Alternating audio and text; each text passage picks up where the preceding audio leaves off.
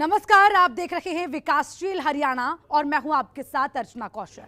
बदलते वक्त के साथ खेती किसानी में भी किसान नवाचारों के दम पर नित नए प्रयोग कर रहे हैं और खेती के दम पर अपनी और अपने परिवार की स्थिति सुधारने में लगे हैं, जिस कारण देश और प्रदेश के किसान अब कृषि के क्षेत्र में नई नई पद्धतियों का इस्तेमाल करने लगे हैं। नए तरीके से की गई खेती किसानों को काफी मुनाफा दे रही है। इसे देखते हुए हरियाणा की मनोहर सरकार भी अब किसानों को नए तरीकों से खेती करने के लिए प्रोत्साहित कर रही है।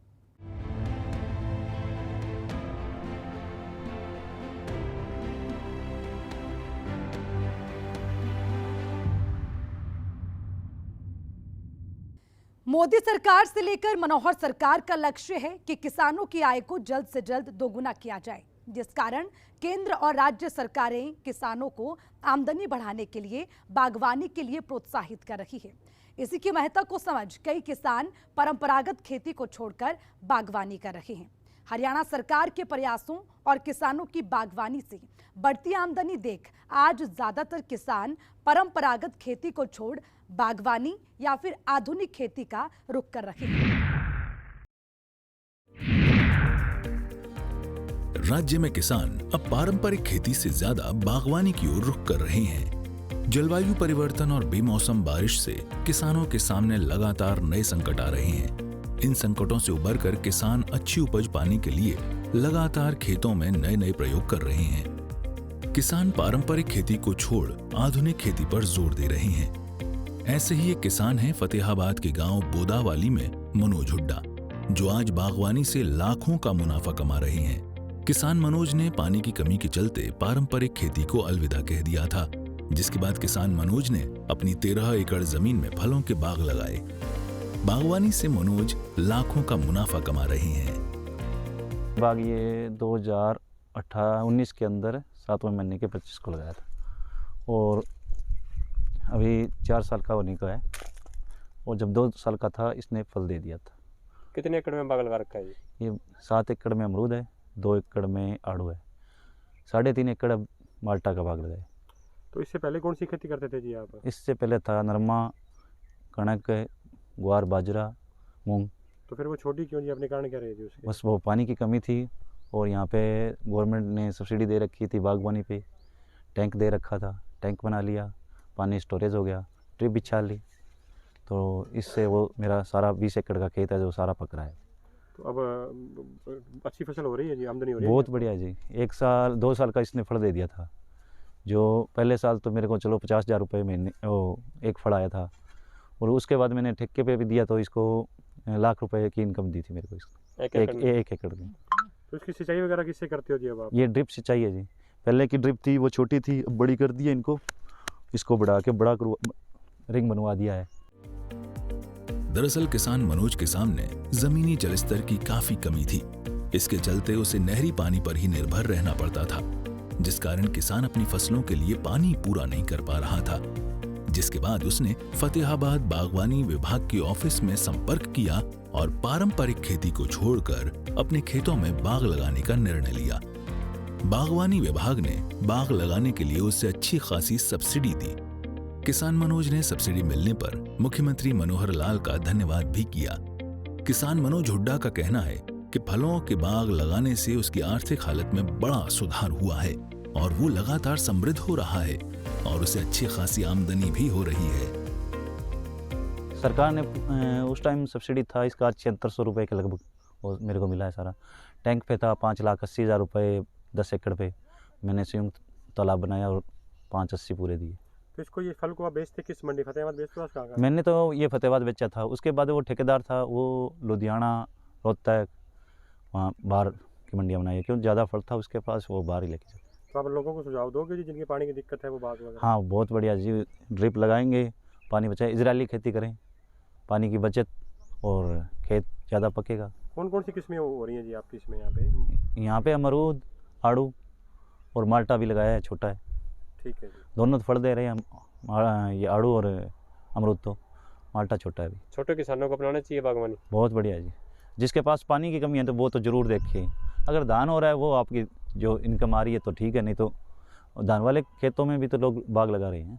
तो बाग के साथ साथ और भी छोटी फसल कोई बीज रहे हो आप साथ में? हाँ, उसमें छोटा एक आम माल्टा का बाग है, उसमें मूंग की खेती कर रखी है, इधर नरमे की खेती कर रखी है।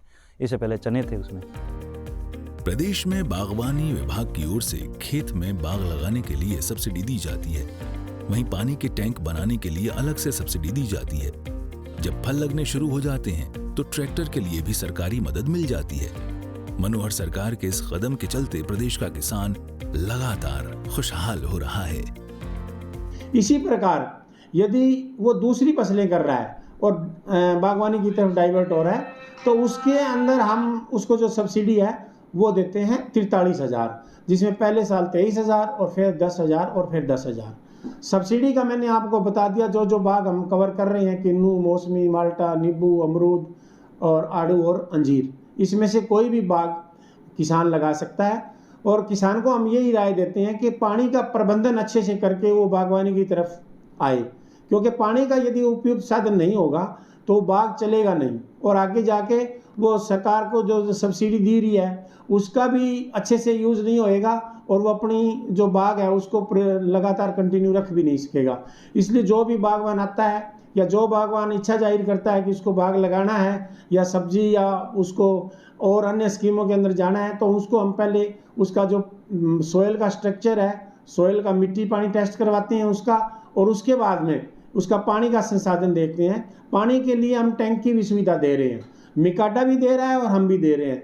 मिकाडा तो किसी भी फसल के लिए है तो वो टैंक दे रहा है, हम सिर्फ बागवान जो करते हैं बागवानी उसी के लिए टैंक दे रहे हैं। उसमें यदि वो इंडिविजुअल फार्मर है तो उसके लिए 70% सब्सिडी है। यदि 4 किसान मिलके कोई कार्य कर रहे हैं, चारों के बाग लगा रहे हैं, वो इकट्ठा टैंक लगा रहे हैं, तो उसके अंदर हम 100% अनुदान जो HSR रेट है जिसके हिसाब से गवर्नमेंट ने फिक्स किए हुए हैं वो देते हैं। और जो भी सब्सिडी हम देते हैं वो डायरेक्ट जो बेनिफिट लेता है बेनिफिशियरी, उसके अकाउंट में हम सीधा डिस्बर्स करते हैं। बागवानी विभाग प्रदेश के किसानों से अपील कर रहा है कि किसी भी किसान के इलाके में पानी की कमी है तो वो उनसे संपर्क कर सकता है और अपने इलाके में बाग लगा सकता है, और इसके लिए सरकार और विभाग लगातार सहायता के लिए तैयार हैं। हाँ, किसान हमने पिछली बार लगभग अपने 500 एकड़ के आसपास हमारा 480 एकड़ एरिया पिछली बार लगा है, तो सरकार के और भी प्रयास अभी इस एरिया को बढ़ाया जाए। कुछ हमारा जो पहले से प्लांटेशन थी वाटर लोड की बट्टू एरिया में, उसमें थोड़ी दिक्कत आई है, वाटर लोड के कारण कुछ एरिया जो हमारा है बाग का खराब हो गया है। लेकिन अब जो नया एरिया हमारा डेवलप हो रहा है वो भुन्ना के अंदर काफ़ी अच्छा हो रहा है। कुछ जो इधर गीला खेड़ा है, बोदीवाड़ी है, सीधावाड़ी है, इसके अंदर हमारा एरिया है वो बढ़ रहा है। झुलड़ियाँ के अंदर हमारा पिछली बार काफ़ी बाग लगा, करीब 60 एकड़ के करीब। और भुन्ना में जानली जो एरिया है, जानली बुत्थन, इस एरिया में भी लोग किसान आगे आ रहे हैं। तो इस जो किसान के लिए स्कीमें चलाई जा रही है, तो इसमें हमने पिछले 9 तारीख से लगातार हम हर गांव में जा रहे हैं। हमारी टीम है जो ब्लॉक लेवल की, वो हर ब्लॉक लेवल से कर दीजिए, ब्लॉक लेवल पे जो हमारी टीमें हैं वो लगातार यहाँ मतलब सरपंच से संपर्क करके और हमारे जो पुराने बागवान हैं उससे संपर्क करके हम हर गांव में अवेयरनेस कैंप है वो लगातार लगा रहे हैं। आज भी मैं अवेयरनेस कैंप था, किरडान जाके आया हूँ अभी। तो हमारे जो अवेयरनेस कैंप है, हमारा उद्देश्य यही है कि ज़्यादा से ज़्यादा बागवानी के प्रति किसान जागरूक हों और जो बागवानी की स्कीमें सरकार के द्वारा चलाई जा रही हैं वो उनको अपनाएं और अपना लाभ उठाएं। तो देखा आपने कैसे इस किसान ने पानी की कमी का दुखड़ा नहीं रोया, बल्कि पारंपरिक खेती को अलविदा कहा और बागवानी की ओर अग्रसर हुआ, और 13 एकड़ के खेत में फलों के बाग लगाकर आज मोटा मुनाफा कमाने लगा है। मुख्यमंत्री मनोहर लाल भी तो यही चाहते हैं कि प्रदेश का किसान आत्मनिर्भर बने, खुशहाल बने, समृद्ध बने। ब्यूरो रिपोर्ट, सूर्य समाचार।